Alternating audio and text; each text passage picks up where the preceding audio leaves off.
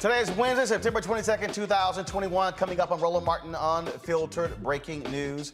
Acclaimed director Melvin Van Peebles has passed away at the age of 89. We will talk with a number of Hollywood luminaries, directors Rob Hardy, cinematographer Ernest Dickerson, and many others to share their thoughts about Melvin Van Peebles. We also have an exclusive statement from Bill Cosby, who helped fund the completion of his movie, Sweet Sweetback's Badass Song. Also on today's show, the House Haiti caucus is calling for a halt on deportation flights to Haiti, demanding due process for Haitian migrants at the southern border and congressional oversight into the inhumane behavior of Border Patrol. We'll talk with Congresswoman Ayanna Pressley right here on Roland Martin Unfiltered. She is co-chair of the House Haiti caucus. Also joining us is the new CEO of the African American Mayors Association, Phyllis Dickerson. The AAMA was quick to offer support for Afghan refugees, but what about Haitians? We'll discuss that with her. Also, we've been talking about Title 42. What exactly is that? And how does it apply to Haitian immigrants? Also tonight, the Metropolitan Police Department of District of Columbia hit with a discrimination lawsuit by 10 current and former black female officers. We'll talk with attorney Pamela Keith, the assistant chief at the Metropolitan Police Department. Chanel Dickerson will discuss the case as well.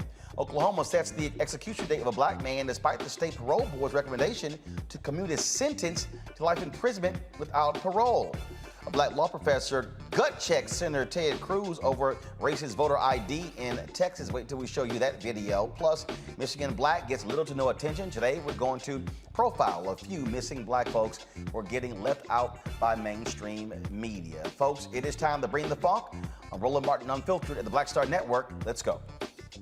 He's got it. Whatever the miss, he's on it. Whatever it is, he's got the scoop, the fact, the find. And when it breaks, he's right on time and it's rolling. Best believe he's knowing.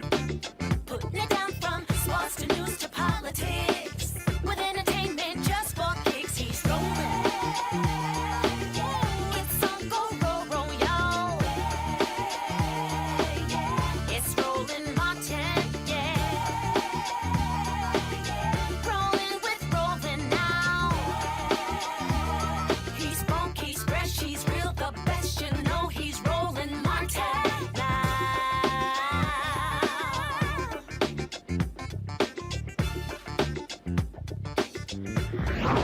Martin! Outrage continues on Capitol Hill over the treatment of Haitian migrants along the Texas border. The Department of Homeland Security, they're allowing some Haitian migrants to stay in the U.S. despite the Biden administration's plan to expel them. It's not clear how long that is going to take place, but there's a concentrated effort to allow families to stay. DHS has placed several Border Patrol officers on administrative leave who use their horse reins as whips on the Haitian migrants. Folks, we got this statement from Simone Sanders, Senior Advisor and Chief Spokesman for Vice President Kamala Harris, about the conversation between Vice President Harris and the head of DHS. Yesterday, Vice President Harris spoke to Department of Homeland Security Secretary Alejandro Mayorkas to receive an update about his trip to Del Rio. During that call, the Vice President raised her grave concerns about the mistreatment of Haitian migrants by Border Patrol agents on horses and the need for all CBP agents treat people with dignity, humanely, and consistent with our laws and values.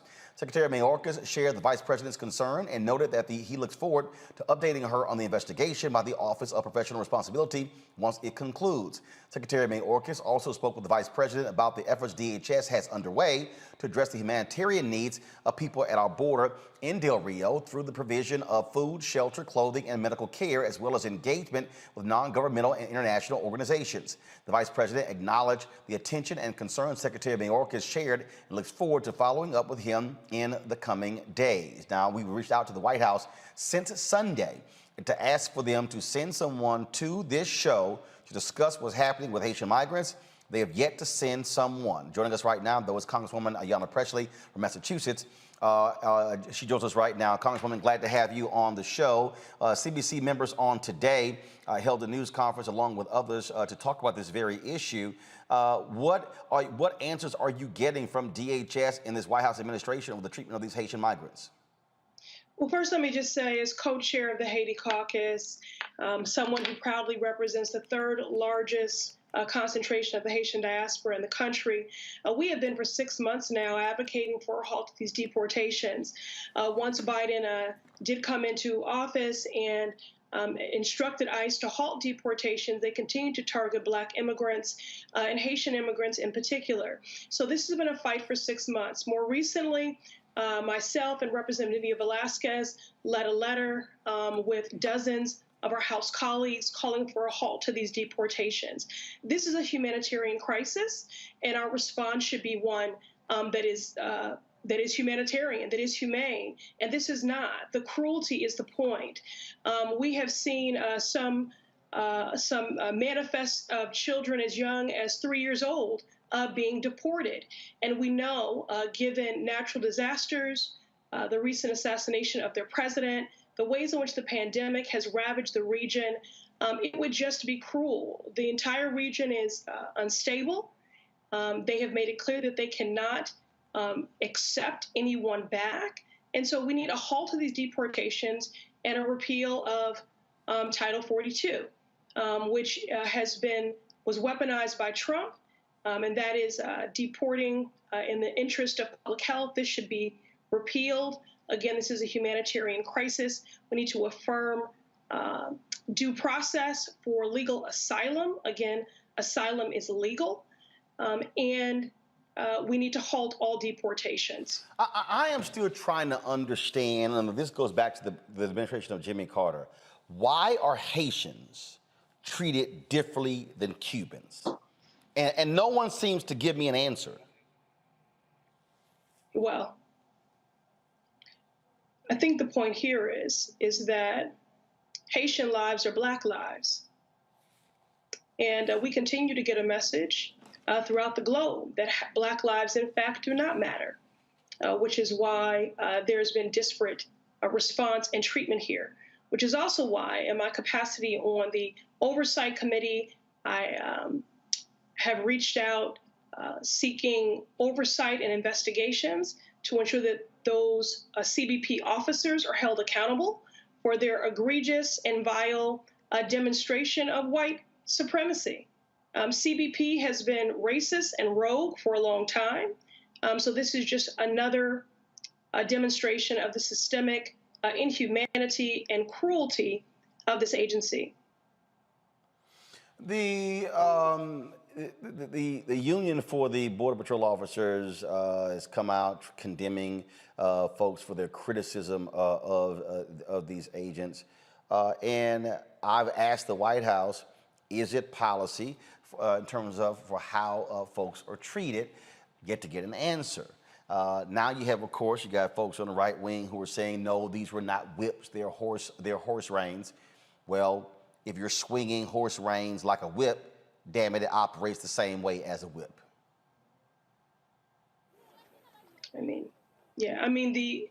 People keep talking about these images. It's important to, remember that these images are real people. These are not just images, but they are abhorrent. And what we have seen is it's unconscionable. It's cruel. It's inhumane. It's shameful. It's really shameful. And again, when we were in the face of this so-called national reckoning on racial injustice in the country, many espouse that Black Lives Matter. It's moments like this, in tragic inflection points like this, where we should be standing up and affirming that that is, in fact, more than an expression, but that it is a fact that is codified in our policies. So these deportations must be halted. These rogue and CBP officers should be held accountable. They need to be. We need an investigation. Again, CBP has proven itself for a very long time to be racist and rogue. Again, even when deportations were halted by the Biden administration, ICE continued to target Black immigrants and Haitian immigrants in particular. And so now we see ourselves where we are in this moment when Haiti is dealing with three conflated, very severe crises, which they have yet to recover from and will not for quite some time. Mm-hmm.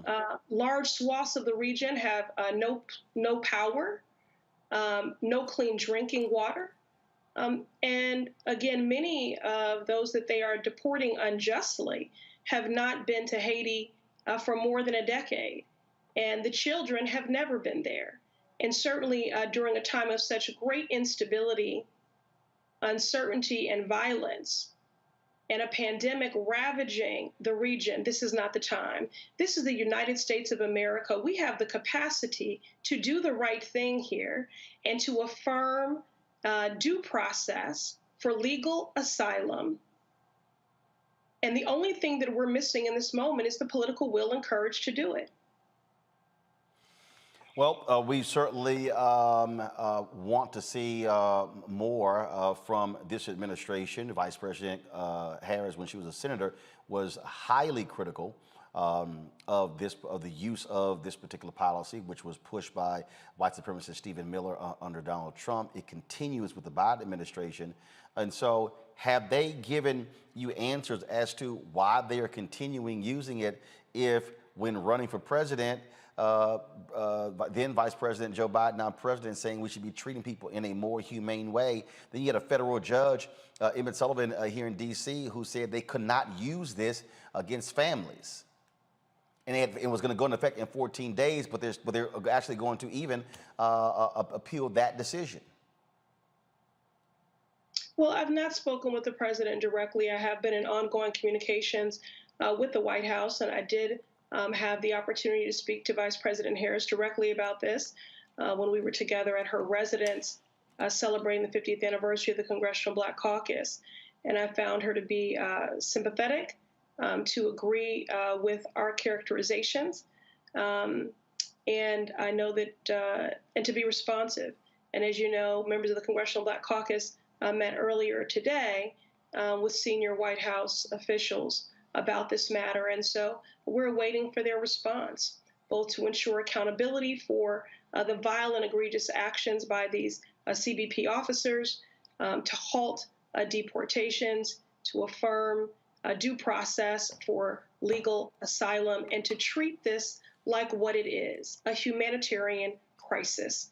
We have the capacity. This is the United States of America. We have chosen to exercise that capacity for everyone else, except for Black immigrants and Haitians. Last question for you, and I'm going to ask Phyllis Dickerson coming up next the same question. How does this administration explain to African Americans the making way, supporting financially Afghan refugees, but sending Haitians back? Has anyone explained the difference between how America is accepting and treating Afghan refugees compared to Haitian migrants who are trying to come into the country? Well, I've not heard that rationale or a rationale, because there isn't one. And the contrast is damning and the disparate treatment is obvious. So again, if we do in fact want to affirm that Black lives matter, and that is more than a rallying cry, but a value and a belief with which we practice, Haitian lives are Black lives. And it's tragic inflection points like this where we need to stand up. This is a humanitarian crisis. It requires a humanitarian response. And the callous and cruelty that Haitians have been met with at the border is certainly not consistent with that. We must halt all deportations immediately and repeal Title 42 and hold accountable the rogue officers and their vile racist actions. Congresswoman Ayanna Pressley, Massachusetts. We appreciate it. Always glad to have you on the show. Thank you, Roland. Thanks a bunch. Let's go to Phyllis Dickerson, the CEO of the African American Mayors Association. Phyllis, glad to have you here. We have seen mayors and governors say welcome with open arms Afghan refugees. What are Black mayors saying about the treatment of these Haitian migrants along the Texas border? Roland, first, let me say thank you for having me on the show this afternoon. Yesterday, Mayor Turner, as you know, is your mayor, Mayor Sylvester Turner of Houston, sent a letter to the White House, in fact, to President Biden, addressing his concerns with this. The images that we see coming out of the Texas-Mexico border are horrific. It took us all the way back to slavery when you saw the horses, white men on horses and the whooping of the Haitians and rounding them up. And so, and so we have, as a group, as an organization, spoken out against this. The letter was sent to President Biden, and it addressed our concerns and the images that we were seeing. And we're asking for. Looks like Phyllis. There we go. There we go. You froze there. Do we have her back? Do you have me back? Yep, there we go. You're back. Sorry about that. And so, as the Congresswoman stated, this is a humanitarian crisis. And so we have to treat people with the same dignity and respect that we want to be treated. And so we are the United States of America. This is being broadcasted in real time. And we have to show that we are better than the images that we're seeing coming out of the border.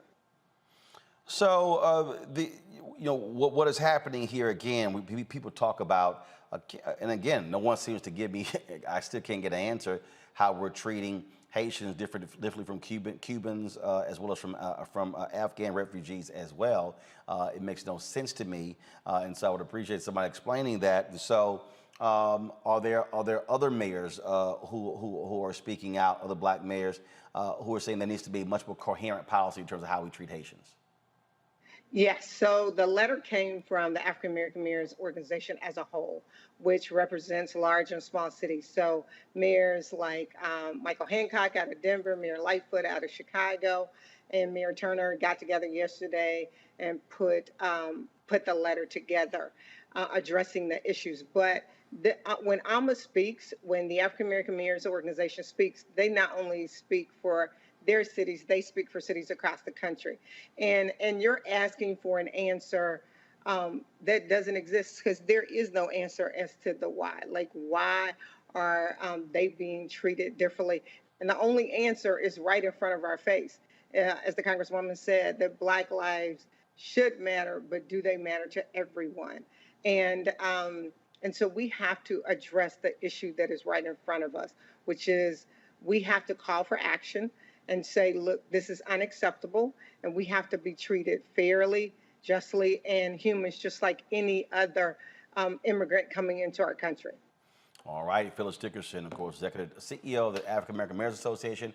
Surely appreciate it. Look forward to having you back. Thank you, Roland. All right, then. I want to talk about this with my panel, Robert Patillo, who joins me right now. I'm going to be joined by others as well. Robert, look, you keep hearing this, different rules, different people.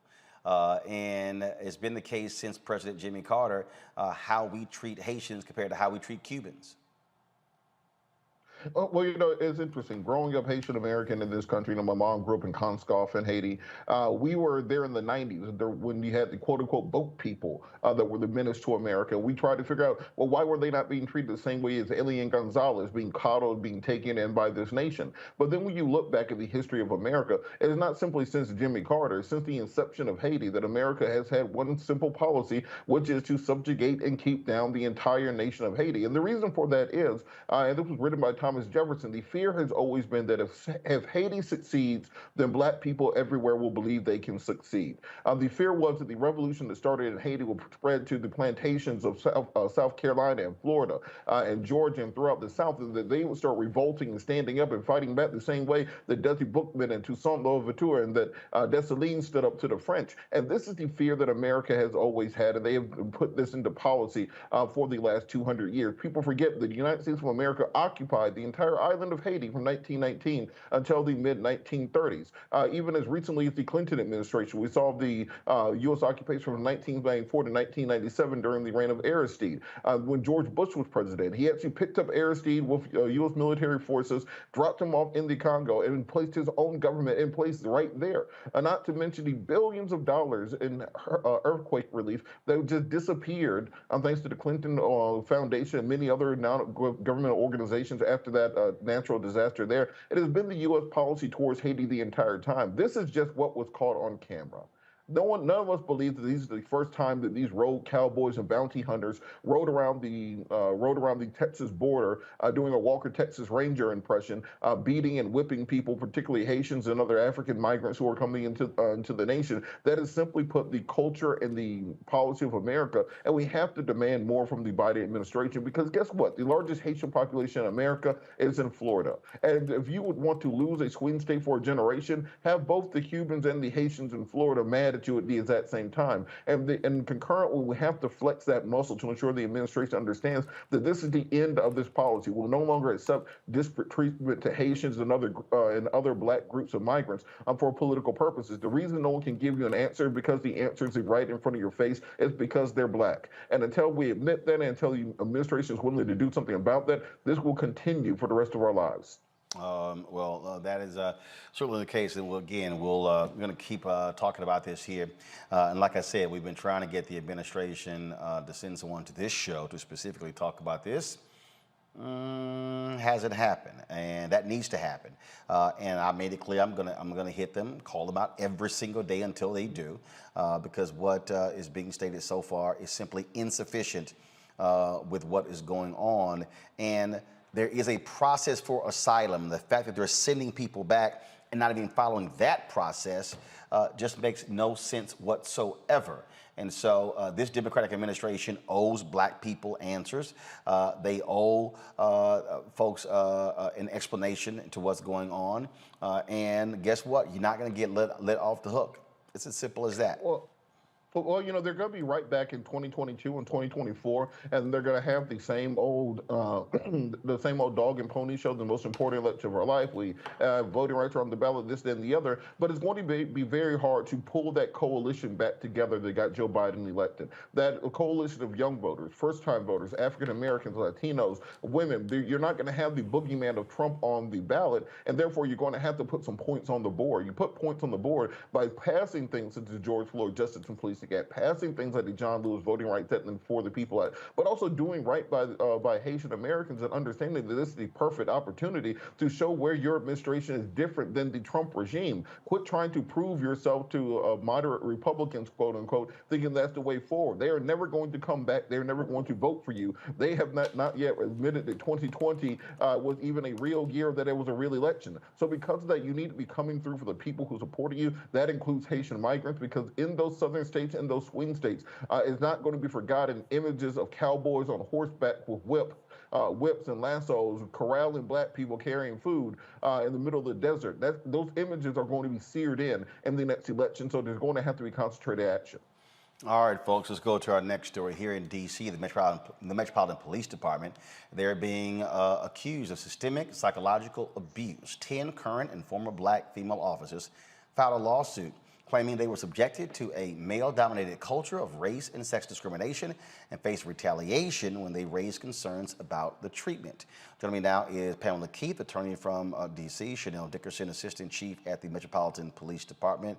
Glad to have both of you on the show. So first and foremost, Chanel, first of all, I'm sorry, I'm going to Pam first. Pam, so just walk us through the lawsuit. When you talk about 10 current and former officers, how high up do they go in the department? Well, you have one of the highest in Assistant Chief Chanel Dickerson. She's not just one of the highest ranking African American women in the Metropolitan Police Department, but also just across the country. Chanel has something like 33 years of service, and as do almost all of our plaintiffs. We have 10 African American women officers. Only one has less than 15 years, and several have more than 30. And these are officers who are in specialized elite units, some who had retired and were asked to come back because of their expertise. And the story that they tell across the board, Roland, is a story of systemic denigration, of disrespect, abuse of power, and an EEO department that absolutely disregarded them and actually colluded with management to undermine them and their credibility when they complained. And of course, the worst of all is the systemic retaliation, this idea that management gets to bully, harass, and haze and push out employees that complain of gender or race discrimination or other police misconduct, which is a very important part of this. And so that doesn't happen without the approval of the chief of police and his or her delegates. But it is an actual culture of the police that once once they decide that you're persona non grata, they're going to push you out through death by 1,000 cuts. And these women have been subjected to that. They've had enough. They've banded together. They've stood up. And they have put it squarely in the consciousness of the people of the District of Columbia and elsewhere that this is no longer going to be tolerated. Chanel, it is never an easy decision for folks to actually file a lawsuit. And so share with the folks who are watching and listening what you have had to experience in this department and why you are part of this lawsuit. Thank you so much, Roland, for the question. I have been with the police department, as Pam stated, for a total of over 30 years. I started at 17 years old as a police cadet.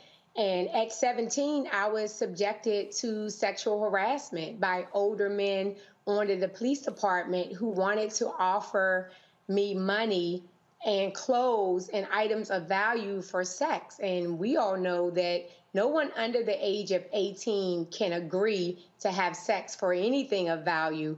And I asked to be transferred at that moment. And later I resigned and I moved away from the area, but I returned back at the police department in 1994 and became a civilian employee. But unfortunately in 1995, the lieutenant, my supervisor, started to sexual harass me.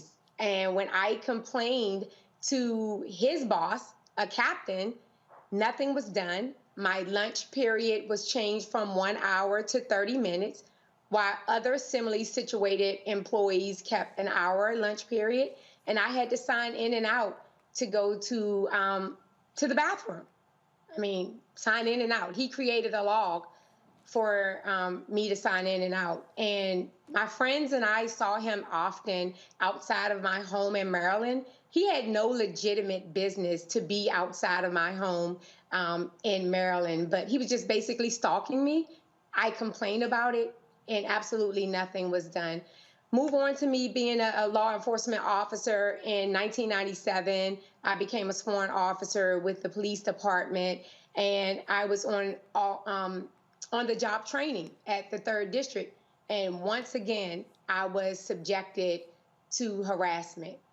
A lieutenant verbally abused me, told me the things that he wanted to do to me sexually, commented on my physical attributes, and a community member who witnessed the entire incident was so appalled, they wrote a letter of complaint, and absolutely nothing happened to him.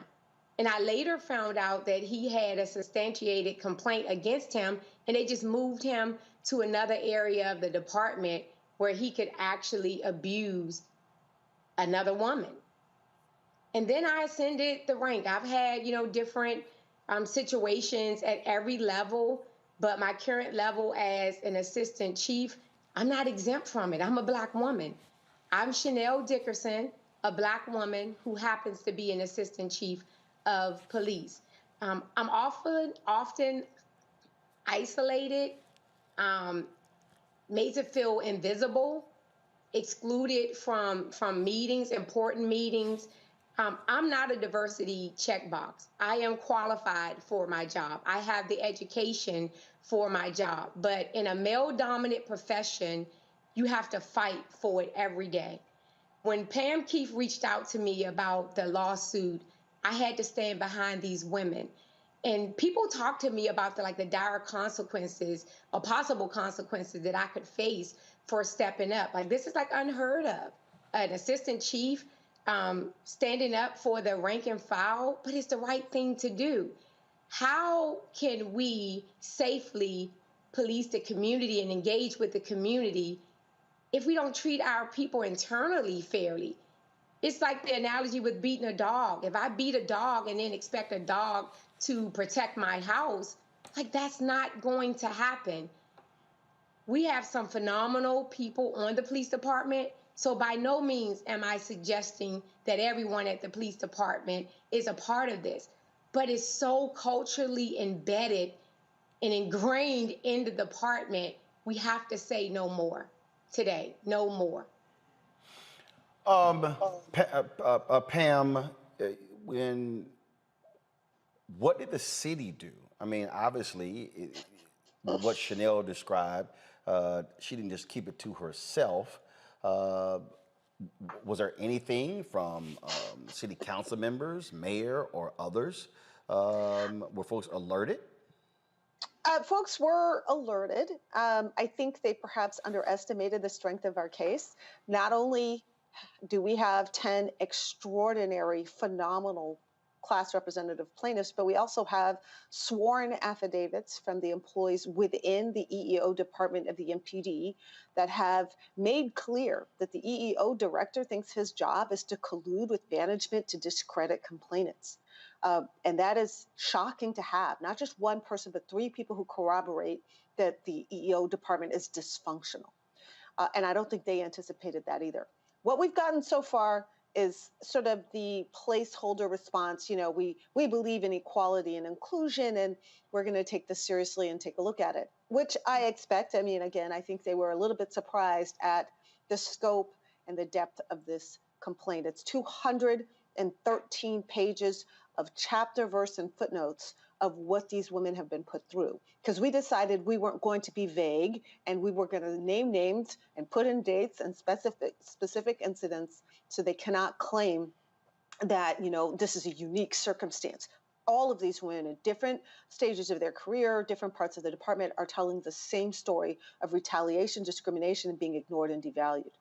But I do wonder, Roland, about what the city's response is going to be. I mean, you have 10 Black women with a total of more than 285 years of service to the District of Columbia. And almost all of them have more than 15 or 20 years of service. So are they going to say all of these 10 women are lying? Yeah, I guess they could, but not sure that would work. They could also say, well, no, they're not lying, but what's happening to them is not a big deal. That, you know, being treated this way is perfectly acceptable. Not sure that's going to be a winning strategy either. Or they could say, well, yes, it's bad and it's happening to them, but we don't want to do anything to stop it or change it. Also an option.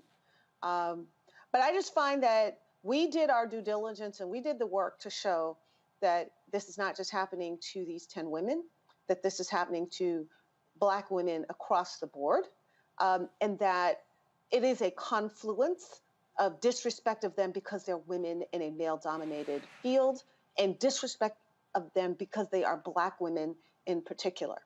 And this news broke today, Roland. Our office has been bombarded with calls of people who are seeking representation because they've been treated this way in the MPD as well. So, you know, we feel our case is very, very strong, and we hope that this is actually an opportunity for a mayor like Muriel Bowser and for the City Council of DC to be the transformative leaders that they claim to be. Chanel, final comment from you. Since you decided to go public with this and announce this lawsuit, have you been shunned? Have you heard from other women in the department who said, thank you for doing this? Has there been any response directly to you? Yes, it has been. People are calling both of my phones. I have 2 cell phones. Officers are calling. They're very emotional and crying. This case is bringing up a lot of bad memories. I have to admit, I suppressed mine, and this case actually brought up emotions for me. People want to know how they can get to be a part of this lawsuit. People want to know that they have, we have their support. It's an overwhelming amount of support. I'm getting it from clergy members, ANC commissioners, community members, men on the department, regardless of their race, are reaching out saying, hey, that was a power move, and I can't believe that you are risking so much to stand up for the rank and file, and we really appreciate you.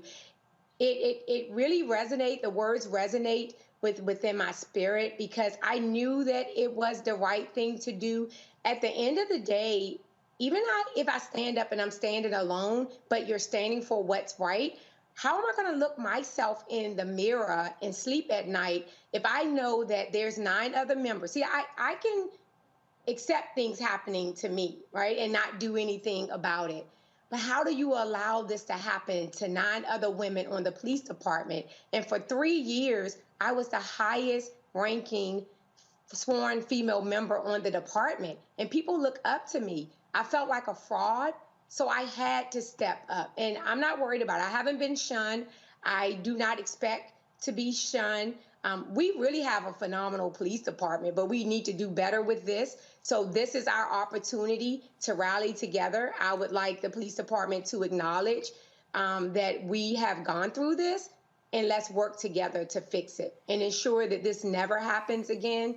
We can have a zero tolerance policy for discrimination, but we don't have a zero tolerance policy for retaliation. I would like to see that. Thank you. Assistant Chief Chanel Dickerson, Attorney Pam Keith, we surely appreciate it. Thanks a lot. Thank you for having us. All right, I want to bring my panel, Tiffany Lofton, of course, activist, and also still with us, Robert Patillo. Tiffany, listening to that, it speaks clearly in terms of what women have to face in many of these male-dominated places, such as police departments and fire departments.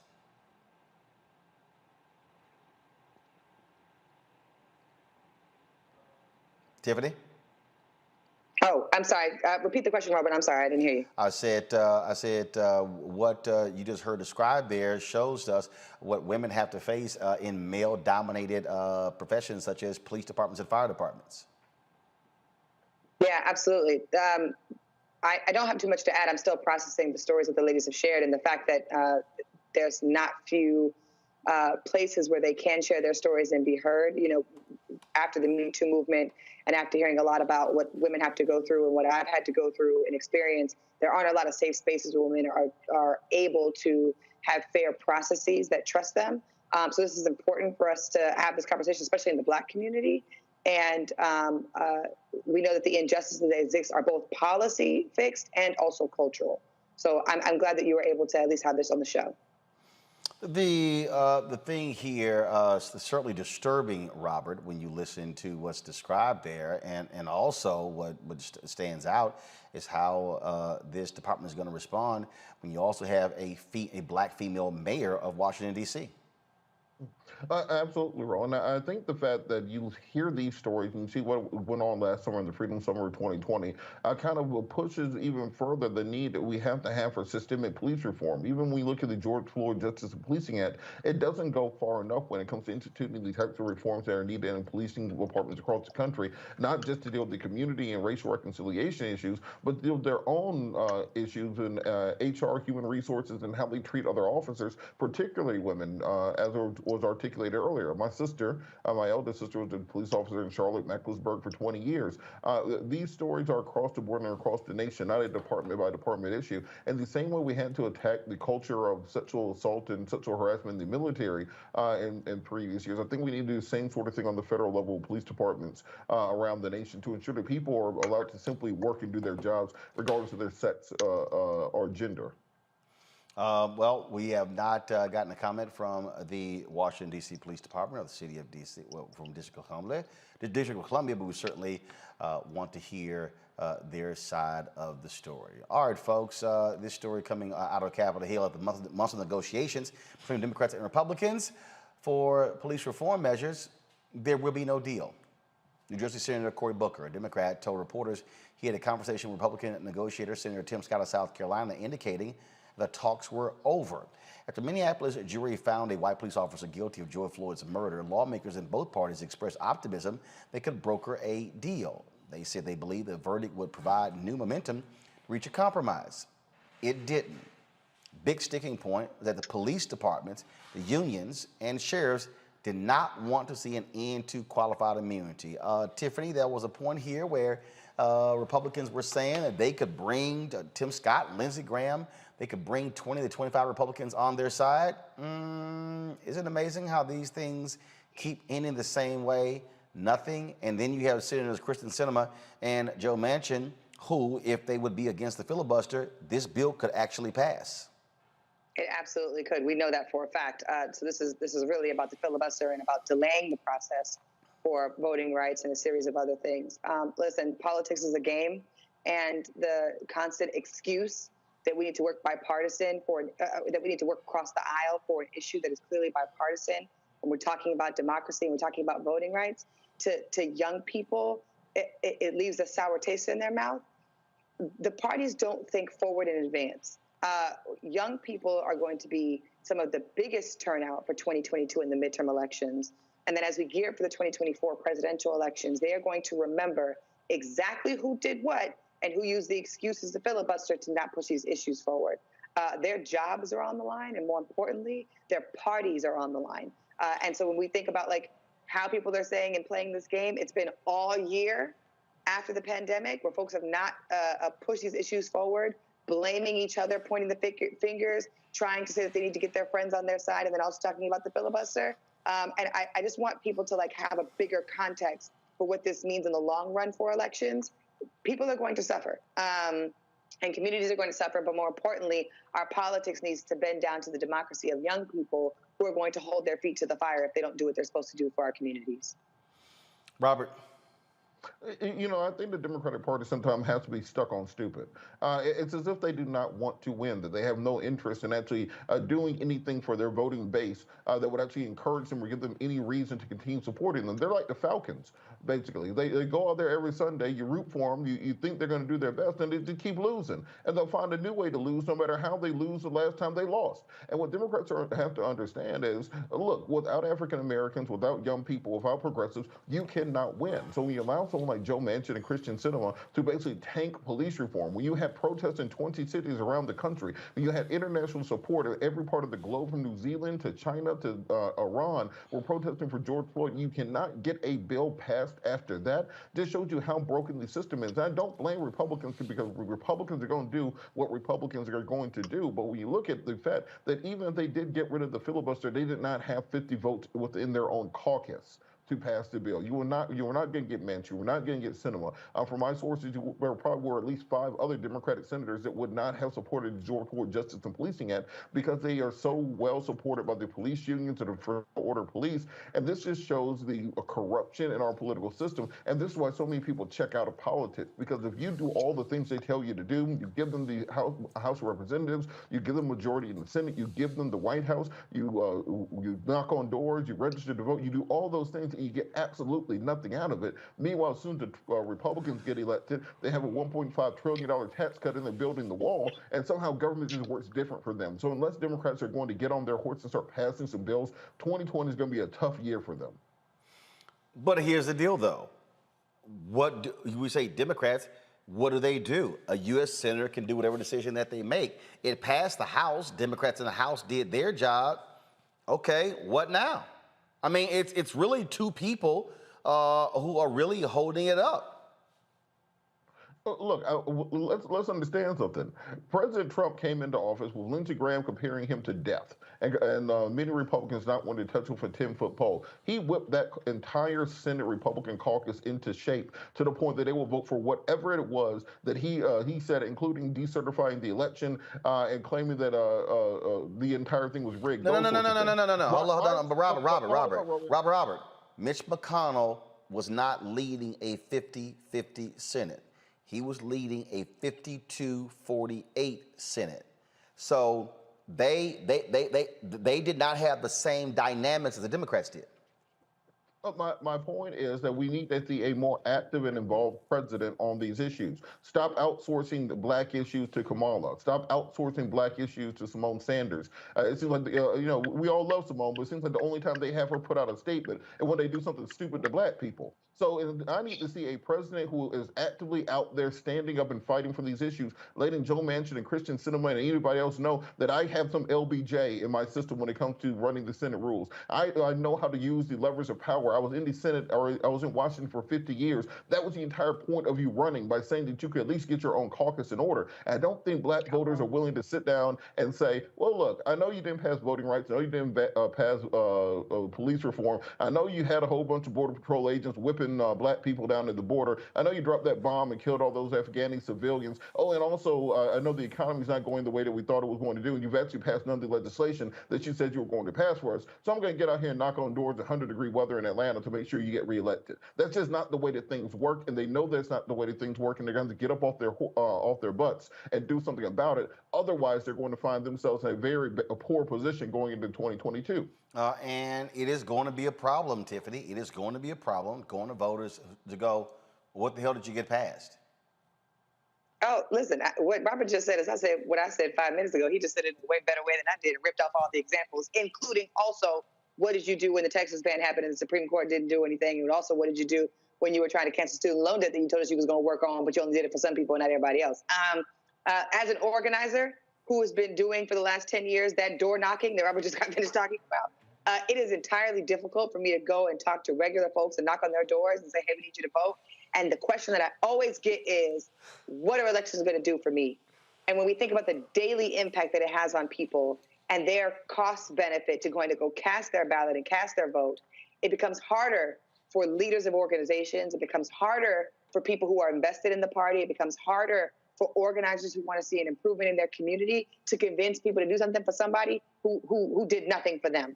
And every day that he waits, and I'm talking about Joe Biden, every day that he waits, every day he takes inaction is another strike against him and the entire party.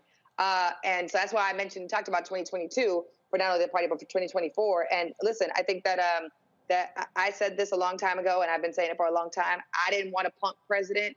I wanted a president who was going to take action, who was going to support the communities that they were going to support, who were going to support the communities that got him into his job in the first place. Joe Biden has not done that since I've seen him be in office. And I think that the party does itself a disservice when they can't hold the president accountable to do things that they promised they were going to do. I was talking to my friend the other day about strategizing what we're going to have to do to move some of these campaigns that we're working on. I'm literally right now working on getting aid to the border in Haiti. And, when we talk about Republicans, they don't really care if people are yelling and screaming. They care about money and they care about their jobs, whether or not you're going to elect them again. Democrats, you can protest them all day and they'll feel bad, but I still don't know what moves them, what moves the actual power for us to win what we want to win.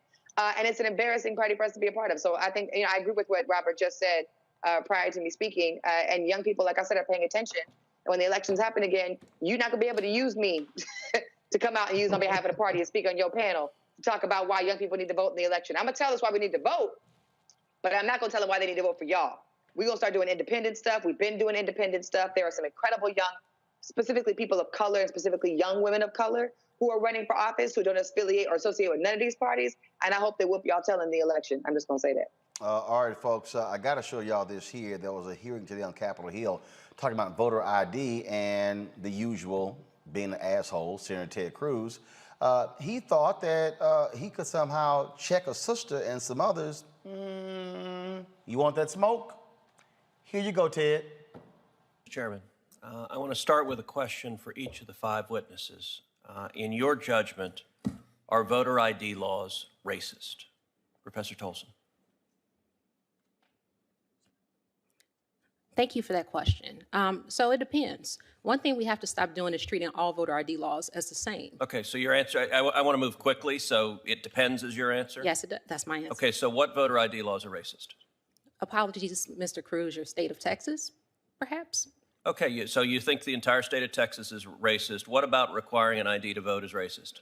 So I think, sir, that's pretty reductive. I'm not saying the entire state of Texas is racist. You just said my state of Texas, so you tell me, what about the Texas voter ID laws is racist? So the fact that the voter ID law was put into place to diminish the political power of Latinos with racist intent and had been found to have You're racist asserting intent, that. What's your evidence for that? The federal district court that first resolved the constitutionality of Texas's voter ID law. Okay, so your view is voter ID laws are racist. How about you, Mr. Yang? I agree with Professor Tolson. Voter ID laws can be racist. Okay, that's 2. Mr. Science? There are some voter ID laws that are racially discriminatory in intent. How about in practice? In intent, fine, you say there's some racist with a malevolent intent lurking in the back of their mind. But let's just talk about it as a practical matter. When I go to vote, they ask me for my ID. I pull out my ID, I show it to them, I vote. Is that racist?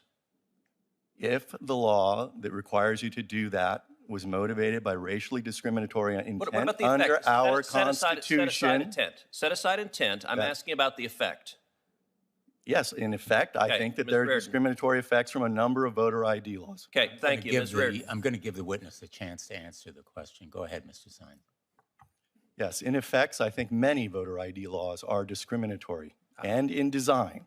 They are designed to have that effect. Okay, Ms. Reardon. No, sir. Mr. Van Spakovsky. No, particularly because every single state that has passed an ID law has put in a provision to provide a free ID to anyone who doesn't have one. The turnout numbers show it has no effect, and I would remind everyone that the current version of the Texas voter ID law for in-person voting, the Obama administration agreed in court, in a court filing, that they were satisfied with it and that it was not discriminatory. You know, I have to say this is the wildly partisan nature of the Democrats' proposal. The record should reflect all three of the Democratic witnesses invited by the chairman maintained to this committee that voter ID laws can be, in many instances, in most instances, I think of the various ways they formulated, are racist. So let me tell you who disagrees with that. 35 states across the country disagree with that because 35 states have voter ID laws in effect. But not just 35 states. 81% of voters in America disagree. I'm tired of headline ass. Bottom line is this here. We're dealing with a true idiot in Ted Cruz there, Robert, and it is what it is. Well, let's understand. It's the argument the Republicans have been having about voter ID. It was made for absolutely one reason, which is that you can look at the maps. Right about the same time the Republicans stopped winning the popular vote is when they started pushing these voter ID laws in the mid-'90s. After the Reagan Revolution, after George W. Bush, they saw the demographics of the country were changing, and therefore we started seeing the first rollout of voter ID laws in the mid-'90s. 1997, Georgia got its first voter ID law, and even at that time, you could use your light bill, your water bill, any public utility, those sorts of things as identification to say who you are and where you are. When that was not strong enough to get them in power, that's when they rolled out the 2005 voter ID. And this is what we saw sweep across the nation then, which were the more stringent voter IDs, many of which were struck down as being poll taxes, such as the Georgia law, which was struck down in 2006. And now we are in our third wave of voter ID laws. The entire idea, as Reverend Jackson likes to say, is about skimming. It's not about making sure that every single person can't vote. It's about ensuring that one out of every 100 people does not have the right to vote. 1%, that's all it really takes to win an election. Donald Trump lost the state of Georgia by 11,800 votes, 80 votes per county. So the fact that all it takes is to make one out of every 100 people inconvenienced or putting a barrier in place to stop them from voting, that's all that they need to do in order to win elections. That's why Republicans in the Senate represent 41 million fewer people than the Democrats. That's why Republicans have not won the popular vote in the last 17 years. That is why in the House of Representatives, Republicans will represent about 50 million fewer people than Democrats, because they no longer need to win the majority of the votes. They simply want to mess with the rules, play around with the referees, and win on a technicality as often as possible. And that's what voter ID is about. And we know exactly what these frauds are all about, Tiffany. And yeah, they are racist. We know what the intent is, Ted. Yeah, we know what the intent is. We know what the impacts of it are, and we know how it's shifted the election results for the last couple of years.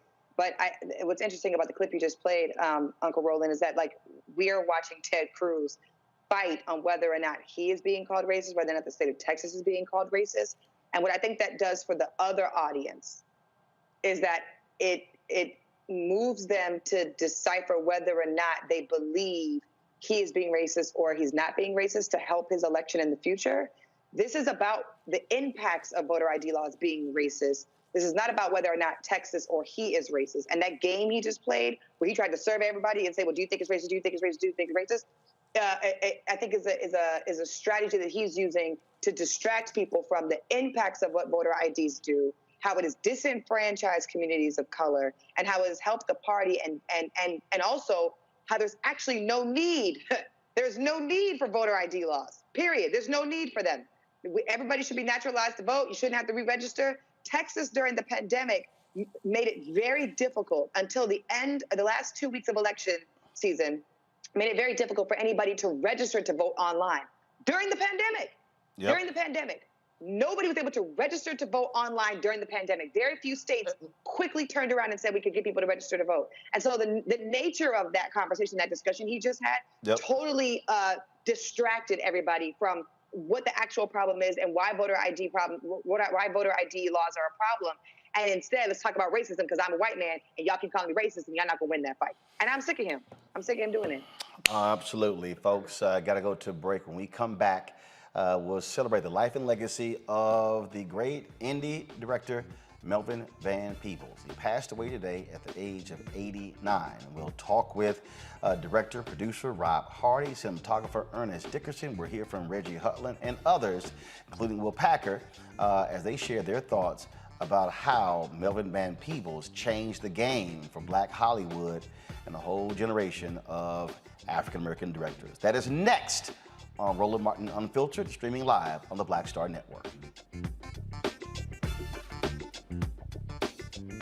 I believe that people our age have lost the ability to focus the discipline on the art of organizing. The challenges, there's so many of them and they're complex, and we need to be moving to address them.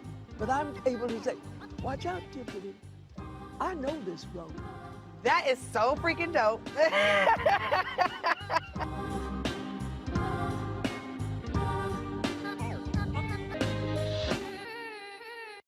Time to be smart.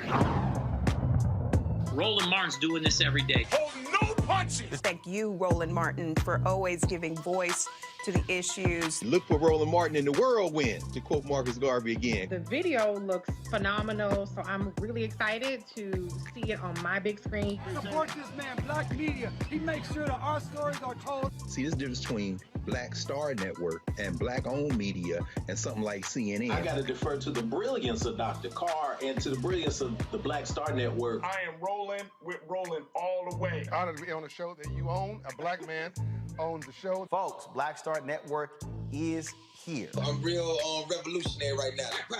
Roland was amazing on there. Stay Black. I love y'all. I can't commend you enough about this platform that you've created for us to be able to share who we are, what we're doing in the world, and the impact that we're having. Let's be smart. Bring your eyeballs home. You can't be Black-owned media and be scared. You dig?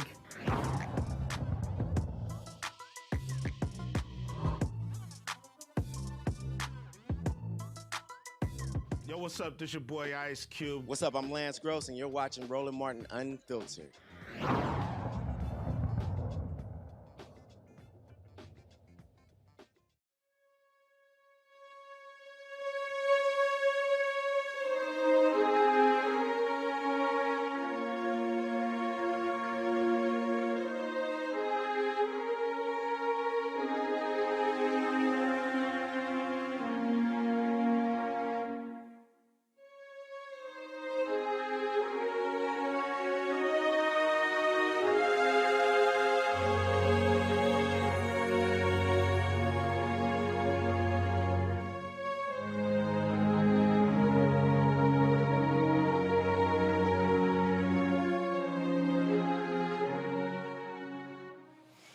He can be called a Renaissance man. He produced an independent film, had no real history when it came to cinema, but he let Hollywood know he could do it. Went on to gross in excess of $15 million. Hollywood was shocked and stunned at that, unfortunately. Sweetback's Badass song ushered in the blaxploitation era. He was highly critical of that because it stripped, of course, black movies of what he was focused on, which was political power with that particular movie. Melvin Van Peebles, folks, today passed away at his home in Manhattan at the age of 89. He was more than just a director. He was an author. He was a composer, wrote Broadway plays, served time as a stockbroker at one point, and he's done all kinds of stuff. And in fact, folks, that movie that he did, Sweetback's Badass song, he needed to finish the movie, and he went to a bunch of people. No one would give him money. One of the folks who did was Bill Cosby, who gave him $50,000 to finish the film. Van Peebles said that Bill Cosby did not want equity in the movie. All he wanted was his money back. Well, he got his money back because how much that movie made. We reached out to Bill Cosby. We got this exclusive statement through his rep, Andrew Wyatt. This is what Bill Cosby had to say about the death of Mario Van Peebles. Melvin's work as a composer, writer, and performer need to be studied. He was very prolific and at times prophetic. The two original 33 and a third albums, Brer Soul and Ain't Supposed to Die Natural Death, are amazing. Written, composed, and performed by the great Melvin Van Peebles. In his time, Melvin did not have the luxury of producers and directors of today. Thank you, Melvin. One of those folks who is a director and a producer is Rob Hardy. He joins us right now just to share his thoughts and reflections on the life and legacy of Melvin Van Peebles. Rob, what immediately comes to mind as we pay tribute and pay our respects to the passing of this great man? You know, I think of him as just an innovator. You know, a lot of people refer to him as the father of modern day black cinema. And, you know, he was the person that unapologetically was him.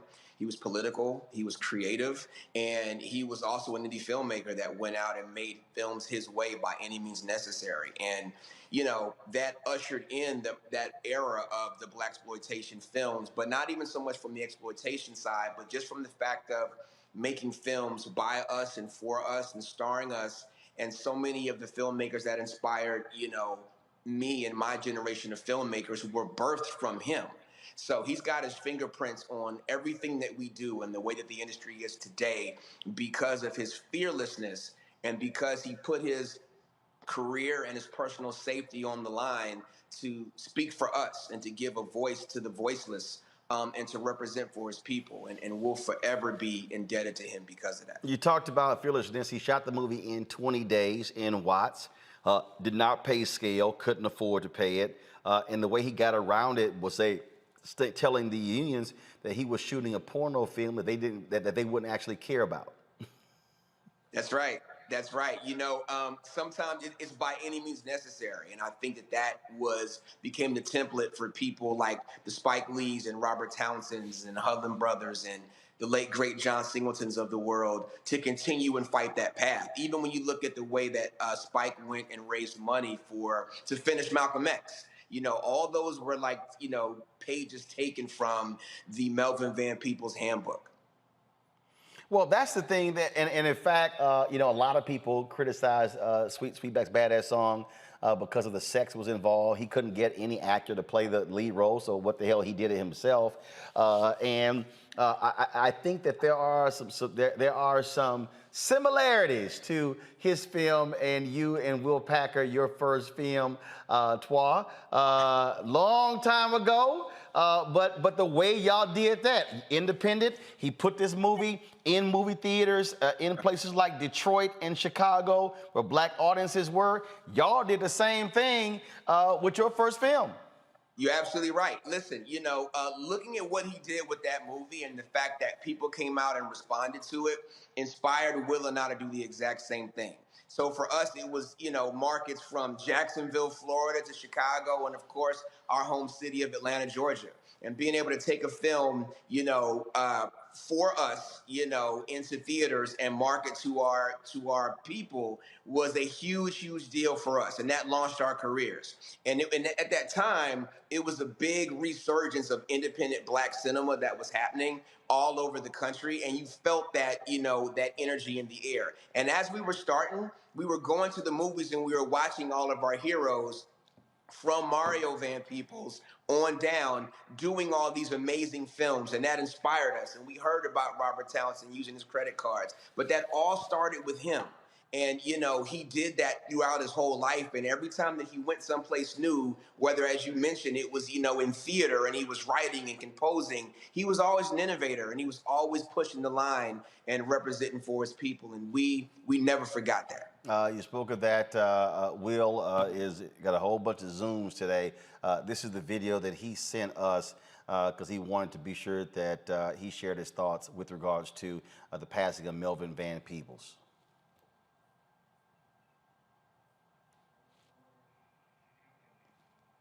Let's see here. Not sure What's going on with the audio? Audio's up, folks. Okay, all right. So we'll get this we'll get this fixed so we can have that. The other thing that I think here, how much he was self-taught. He did not allow the lack of knowing something stop him from living his vision. You're absolutely right. I think his perspective is that I'm a creative person, and I have a soul and I have something to say, and I'm going to put those things together along with my will to make it happen. And listen, to make it personal, Will and I didn't get the opportunity to go to film school, and there were so many other filmmakers that started that did not get this opportunity. Again, that took a page from his lead to be able to go out and to have a creative perspective on a story that we wanted to tell. And we love the fact that, he didn't have everything because he had to use the tools that he had, which made it that much more creative and was that much more of an inspiration to us. Absolutely. Rob Hardy, we surely appreciate it, man. Thanks a lot for joining us and just sharing your thoughts about the great Melvin Van Peebles. Thanks for having me. Folks, the National Visionary Leadership Project was an effort of Camille Cosby to document and do various interviews with prominent African Americans. One of those folks was Melvin Van Peebles. This is what he said about that movie. Successful. It was very successful. Yeah, but I had a 3-picture contract from Columbia after that, which was the dream of anybody. So I did what everybody else, any other militant snake would do. What happens,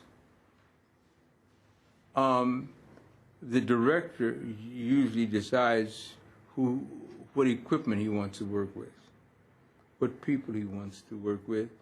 And so once you have this and the word gets out immediately, every laboratory where they develop film, every rental house where they rent the cameras and all these things want to get on the good side of the director. So when they make their next feature, they will use him. Why? So in other words, it's of cachet. So I just decided then I was going to do Sweetback. Now there are a few things in my way. First, I wanted to lose the agent, so I showed him the most salacious version, except he said, I can't represent anything like this. So he left. That saved me 10% right there. Then the next thing, the unions were all white. And I said, they don't know me, I don't know them, except I needed competent people. But the only people who were competent, knew anything of really cinematically competent and so forth outside the union were porno houses. The people did porno films. So I sat through so many porno films, I used to get seasick, But every time a film came up, it was in focus. At the credits at the end, it was the same guy. So I went and found this guy. And it turns out he was a terrific guy. And it was a family affair. His wife did the makeup. His daughter was her assistant. The daughter's boyfriend was the second cameraman and so forth. And then I went to the lab and said, look, I got this little girl. I sort of like her. I want to do it in film. So the lab said, well, come on. So well, how much of it? Don't worry about it. You'll get the bill. So everybody assumed I'm going to spend a weekend in a motel with 4 dildos or something, and they got a movie. Do you know what I mean? Nobody asked me the question, how much is it going to cost? This. So that's how I did the movie. Then I plotted the movie around, since the unions were very tough, physically and so forth. I said, well, they're bad, but they ain't going to come down to the hood and get me. So I shot the other stuff and then shot the hood part second, where they wouldn't dare to come to start trouble. And then the third part, I went out in the desert where nobody could find me. Those of us who understand what it means to be independent, who understand what it means to hustle, to get it done. Look, great appreciation for a Melvin Van Peebles. And you know what? If you're black and you're in media, you before the big studios called you and the Netflixes of the world, guess what? You were hustling, doing exactly what Melvin Van Peebles did. My next guest, same thing. Him and his brother Warrington Hudlin did the same thing. Everybody was trying to do their thing, hustle, trying to make it happen. Joining us now is, of course, director, producer, comic book, sci-fi aficionado, Reggie Hudlin. What's up, my man? Reggie, you got us? Yes, I hear you. Got it. Just share for folks who never met Melvin Van Peebles, just what he was like. Melvin,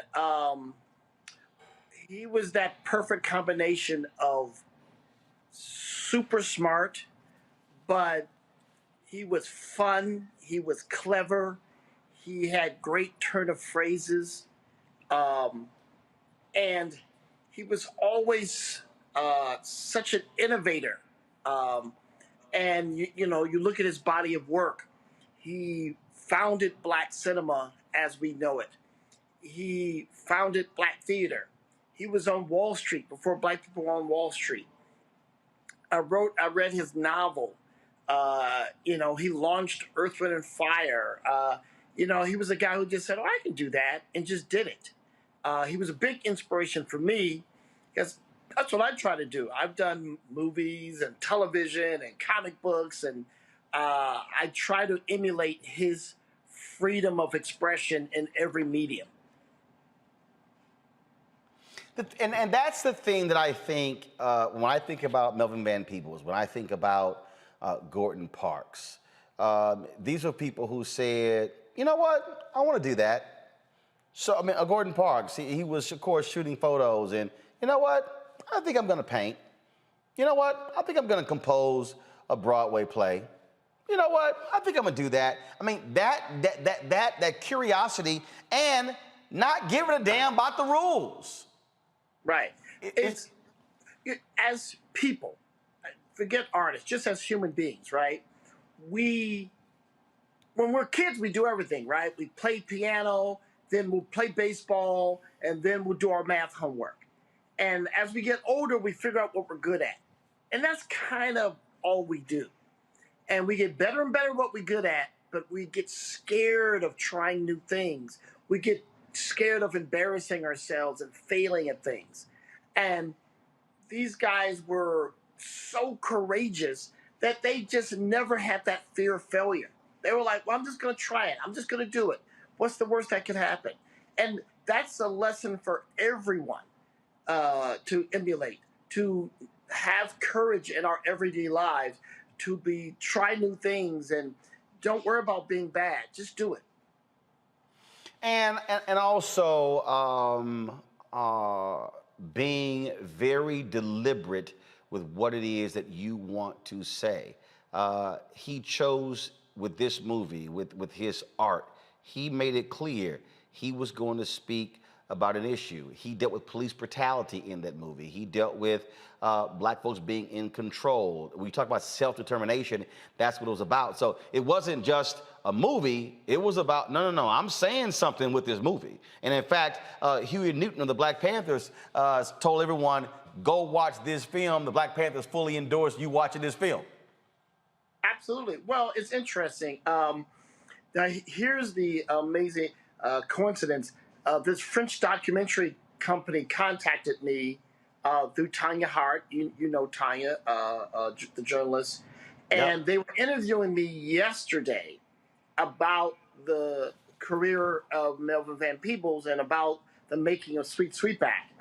And they asked me to read some passages from his diary, from his autobiography.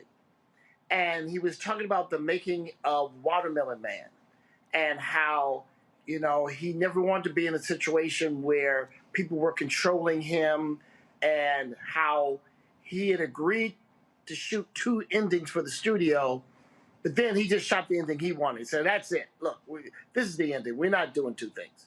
And, he was willing to pay the cost to be the boss. And he had clarity of purpose, clarity of statement, and he did it his way, and he was a success to the very end.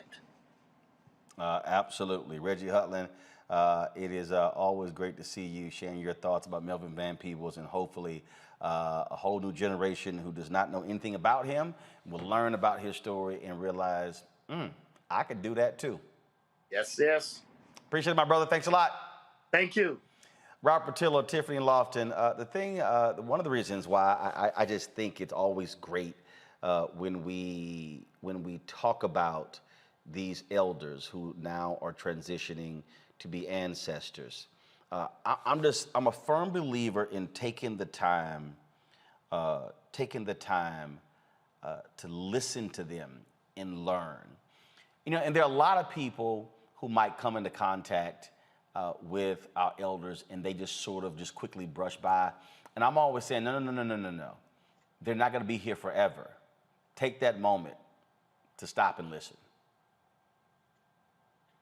You're absolutely right, Roland. And we think about the wisdom that can be passed down, the information that people gain with a conversation, understanding. I think we have these moments when it's a celebrity or someone famous who dies, but think about it in your own family, that elder in your family, that grandmother, that aunt, that person who has generations and decades of knowledge they can pass on to you. Take the time to sit down, talk to them, ground with them, listen to stories, learn from them, and figure out how you can apply that not just to your life, but to the life of your children going forward. Because the same battles they fought before are the same battles you'll be fighting today.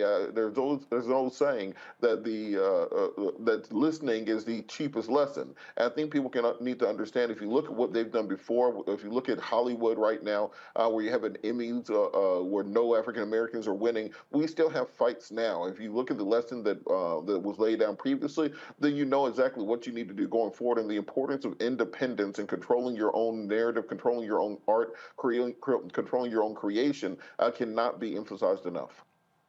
Tiffany, how important is it? And you had the opportunity to sit with Dr. Janetta Cole in that interview we did. If I didn't stop y'all, y'all would still be talking right now, and that was in February. You didn't stop us because I text her and we go back and forth all the time. But go ahead. Yeah, but we stopped them cameras from going. But it to me, again, there are a lot of people who, I'm gonna figure it out. I'm like, no. Learn from the cats who already been there. Every major action that I've been a part of, we have invited our elders to join us. And I have never been told no, they didn't want to be there for us. Even thinking 10 years ago when we were occupying the Capitol in Tallahassee, Florida, in the name of Trayvon Martin with Dream Defenders and a bunch of other organizations, we had so many elders come visit us in the Capitol while we were occupying. And even now, last year, SNCC, the Student Nonviolent Action Coordinating Committee, celebrated its 60th anniversary. They're holding a conference in 21 days. Folks should Google the information or find it on Instagram. There's a website for the conference that's coming up. And I just think how precious it is for us to have so many elders that are still here with us, that have so much to share and testify, and then also give us advice for. I did the Black Voters Matter bus tour earlier this summer, and it was the anniversary or commemoration of the freedom rides that took place in the South.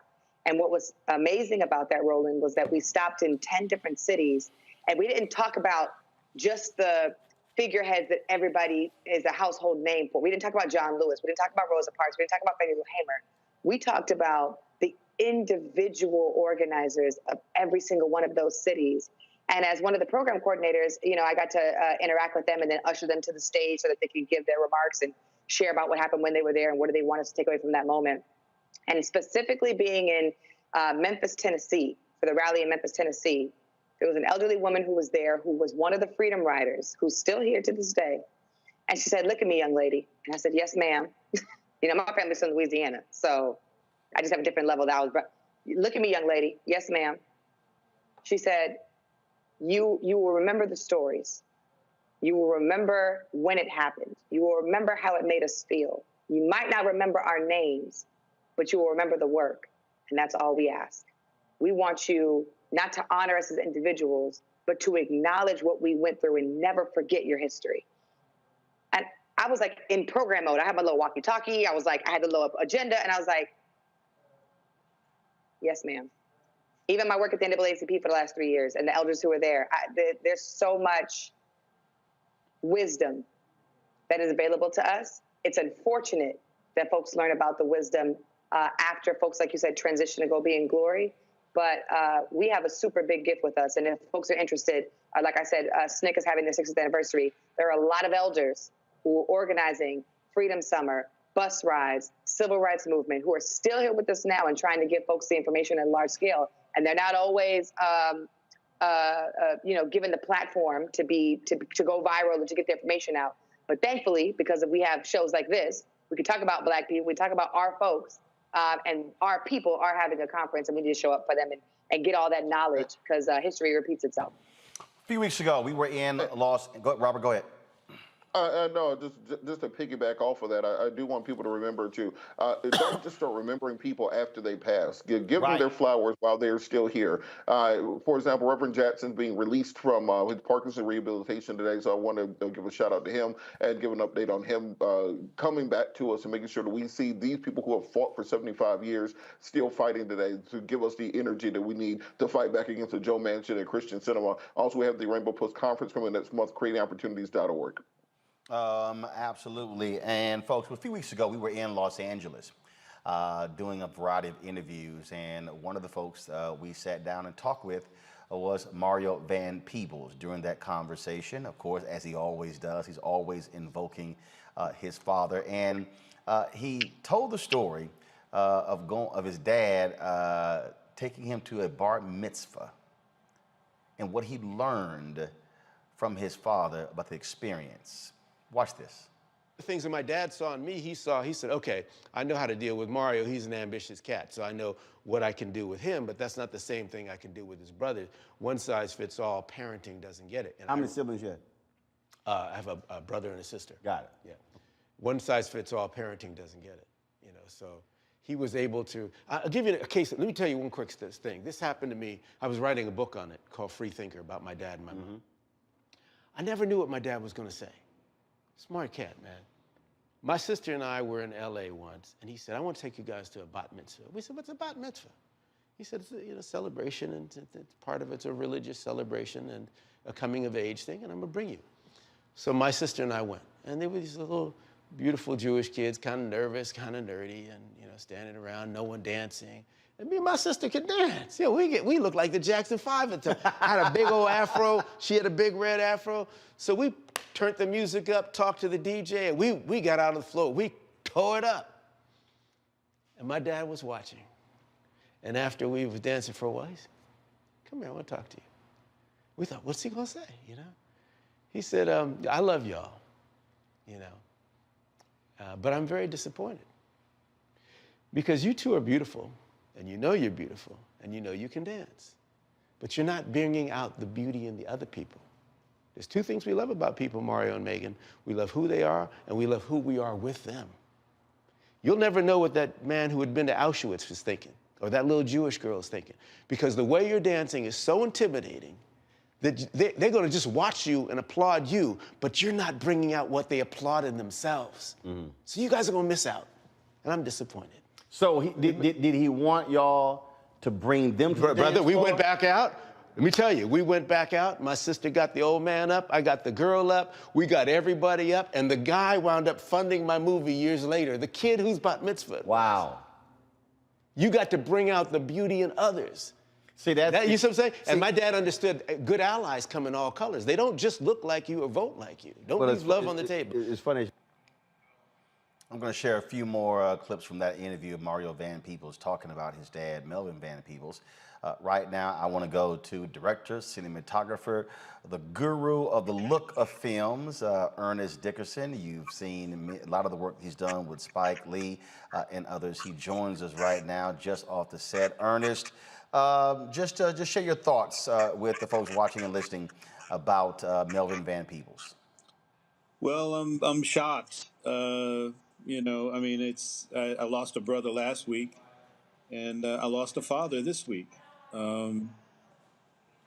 Melvin was a father to us all. He was the force of nature who was the godfather for all modern filmmakers. You know, he was the one that started it back with Sweet Sweetback. But even before that, you know, he was an accomplished artist. I remember I first heard of Melvin when he did an album, being Brer Soul, and listening to some of his music and some of his word stylings, and he was also an accomplished playwright. You know, I saw the play Ain't Supposed to Die a Natural Death when it played. So he was a force of nature. He was an inspiration to all of us, and can't believe he's gone.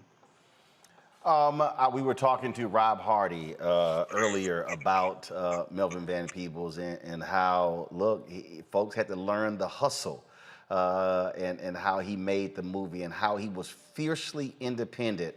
And, you know, you got a lot of folks who want to be accepted into the traditional Hollywood system. But what we're seeing right now, we're seeing because of the proliferation of other outlets, the ability for independent Black artists to maintain a hold of their work. The sister who, and again, I think it's who just won the Emmy for writing, Netflix wanted to offer her $1 million, didn't want to give her ownership. She says, no, I need ownership and creative control, held it and got it from the BBC and HBO. You know, he was about, no, I'm gonna do this my damn way.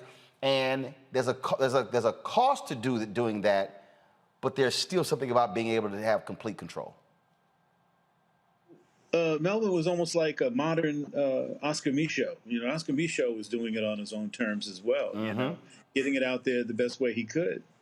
And when Melvin made Sweet Sweetback, it was revolutionary. He did it on his own terms. He did it, you know, raised the funds for it and everything else. But everything that he did was cutting edge. Everything he did was always, you know, stretching the medium further. You know, something like Watermelon Man, the way to have Godfrey Cambridge made up as a white guy was pretty strong stuff for the year that it came out, which is, I think, maybe around 68, 69.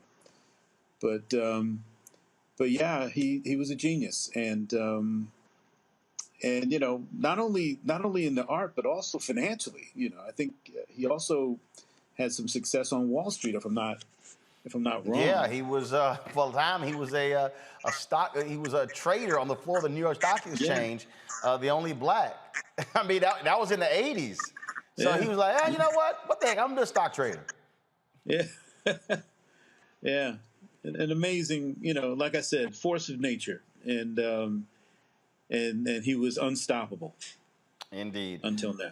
But he's still with us. His spirit is with us. He's not stopped. He's going to continue to inspire us as long as we're in it, as long as we're lasting, as long as we're here, carrying on his name. Absolutely. Ernest Dickerson, my brother, I appreciate you joining us, sharing your thoughts and reflections about life and legacy of Melvin Van Peebles. Thank you for having me. Yes, sir. Here's what Melvin Van Peebles had to say about being a pioneer to the National Visionary Leadership Project. How do you feel about the overall, what's going on in terms of the variety, in terms of what Black directors are doing, not doing? Any feelings at all about? Nope. Nope. There's some people, no, I don't know my job. To have feelings about the one the thing that overshadows or that trumps everything, I think that a large part of it is possible to make it possible. Okay. Now,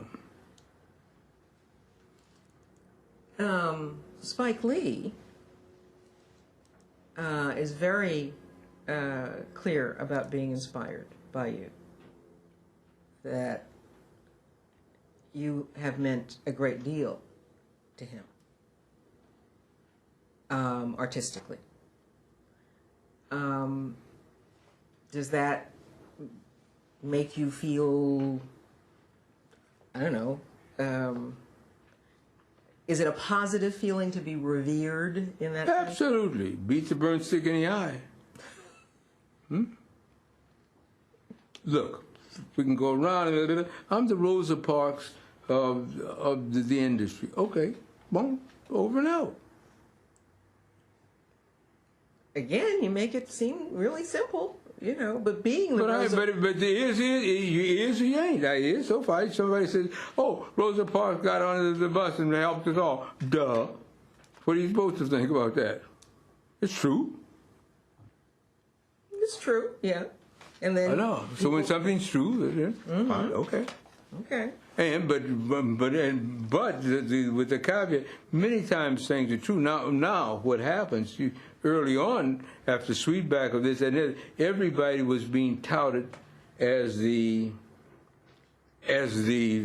beginner or the this or that. I mean, they were going to do an article about the people, me and Richard Roundtree and da-da-da-da. I said, well, wait a minute, guys, we ain't all in the same category here.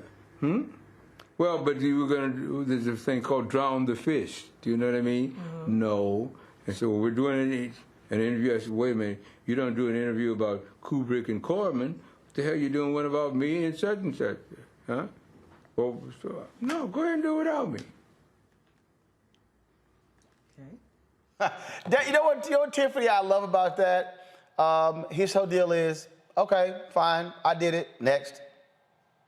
Whereas others would ride that for the rest of their lives and sort of demand the. I remember Joe DiMaggio had a requirement that anytime he was introduced, he had to be introduced as the greatest living baseball player of all time, which was kind of a joke because there were other greater players than him, like Willie Mays. But that was sort of like anytime he got introduced, that's how he was introduced.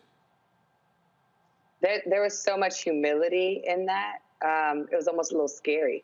Because I don't know the last time I've ever seen somebody say, listen, okay, yeah, I did all that. I understand what I did. Let's move on. What else you got to talk about? And you could hear the interviewer say, what? No, like, damn, I thought I was going to get like a great answer out of it. Now I got to ask something else. She didn't know what to do. She was stuck. She was like, what? You realize who you are, don't you? He's like, yeah, okay, I'm Rosa Parks of this industry. Okay, keep going. What else? And all of us are like, no, you can't move on from that, sir. You're incredible. You're amazing. I think there's so much humility in that. And in addition to all the other things that people are going to learn about him, I think that's one of the things in that clip that I'm just going to take away for the rest of the day of like, it's not about me. It's not about me. I think that's beautiful. Rest in peace and praying for his family in this transition. I think that's beautiful. This is what Spike Lee posted on Instagram. Spike said, I am so saddened by the loss of my brother Melvin Van Peebles, who brought independent black cinema to the forefront with his groundbreaking film, Sweetback's Badass Song. He personally signed this poster to me. Melvin was a big supporter of my film career. He even showed up to the set of Do the Right Thing. Damn, we have lost another giant. Here's the video, folks, that we promised earlier of director-producer Will Packer. Van Peebles was an icon, the godfather of contemporary black cinema, period. There would be no Will Packer. There would be none of the many other contemporary black filmmakers that we have today. We're all his sons. We're all his daughters. He blazed a trail that we're all following. We're all following his trail. Thank you, sir. Rest in power. Legend. It was interesting listening to Melvin Van Peebles answer that question in our interview with Mario Van Peebles. He shared this funny anecdote about Melvin Van Peebles and Sidney Poitier. Interesting. When I remember, because you started this by asking about my dad, Sidney Poitier, presented my father with a Lifetime Achievement Award. And so you hear Poitier, and then Melvin Van Peebles comes up. And my dad took the words, "Thank you, brother." He said, "Put the music on. We just gonna dance." And him and Poitier started dancing. He said, "We've done enough. We've talked enough. We've interviewed enough. We have earned it. Let's dance. In fact, all of y'all get up and dance with us." And that was it. That was it. He like, "I ain't giving a speech." No, that was it. I think remembering, and that's part of the joy of it, is remembering to have fun. That right there, Tiffany. First of all, that sounds like something, Tiffany, that you would do. Let's just go ahead and just dance. Let's just, we ain't got to get no speech. You probably would do a headstand on the on the stage. That's something that you would do. Yeah. You know me too well. But living in the moment is what I got from that. Like, okay, yeah, we gonna celebrate, talk about me. Let's all. He wanted something bigger than that. I think that's so beautiful. You're absolutely right. I would have did some stuff like that. I said, all right, y'all cue music, DJ, drop that beat, did a headstand in whatever outfit I was wearing so that we can have a good time, because that's what it's about. We don't get a lot of that. Folks, it's about me, credit. And I think that, young people, I'm 32, young people, we get so excited when we learn new things. And to hear Spike Lee and to hear Will Packer and everybody else talk about how much of an icon he was to them, and then some of them are our role models, we're like, oh, there's levels to this.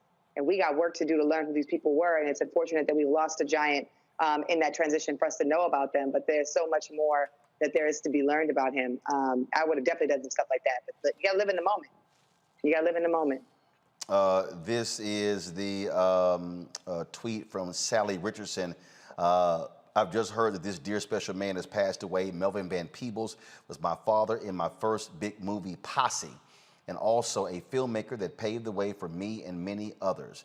Mario Van Peebles, I'm so sorry for your loss, my friend. Love you much, and prayers for the family. She posted that about 40 minutes ago. And so you see the likes of Terry Vaughn, Mara Akil, and others commenting there on her page. We have another soundbite here of Mario Van Peebles talking about his dad's epic film, Sweetback's Badass Song. It's when Melvin Van Peebles says, okay, I made my little movie Watermelon Man. It was a comedy, cool. But now I'm gonna make a film called Sweetback. I'm gonna fund it myself. I'm gonna have a multiracial crew. I'm gonna own it. And you make a movie and say, I got a new band called Earth, Wind, and Fire in this movie. And you make the movie that becomes the top grossing independent hit. You never got another job offer after that. And I said, Daddy, why? You could make a movie, Sweetback, that made $15 million when it was $1 a ticket. That'd be like me and you going off and making a movie that makes $150 million today at $10 a ticket. I said, why wouldn't you get another job offer? He said, son, if you go into a pool hall and everyone counts on the fact that you can't play pool, and you play along with it, and scratch and fumble, and then you whoop ass and take all the money, you can't go in the same pool hall again. The pool hall is called Hollywood. Mm-hmm. They don't like that. So you have to understand that sometimes that means, Roland, and I know you know this already, that you have to be bold enough to do it on your own. Not everyone's gonna be cut from that cloth. That's what a revolutionary is. I think that's probably the best way we can end tonight's show, the tribute to Melvin Van Peebles. He passed away today at his home in Manhattan, surrounded by his family, at the age of 89. There's no doubt more tributes will be pouring in, talking about him, talking about his life, his legacy, and we certainly appreciate that. And folks, what you saw there was portions of the interview that I did with Mario Van Peebles. It is for a one-on-one show that will be called Rollin' with Roland, that will be on Black Star Network, which is one of the reasons why we do that. In the spirit of a Melvin Van Peebles, it's independent. Don't have to ask anybody's opinion. Don't have to ask anybody's permission to do it. We just do it. We own the cameras. We get on the plane. We go make it happen, and we tell our stories. And that's why it's important to do so. And so I don't know. Matter of fact, I saw a tweet earlier. My homegirl Heidi Barker. I've known her for years with NABJ. She tweeted this. She tweeted this, wondering if any of the big three network news shows covered the death of Melvin Van Peebles tonight. And here's the deal, folks. We don't worry about what they do. The reality is, we know they are not going to dedicate 45 minutes or an hour to paying tribute to Melvin Van Peebles. But that's why we have Roland Martin Unfiltered. That's why we have the Black Star Network. Because as the first black newspaper, Freedom's Journal, said on March 16th, 1827, we wish to plead our own cause, too long have others spoken for us. And so this is about us being able to tell our story, for us being able to celebrate in our way our former elders who now transition to ancestors.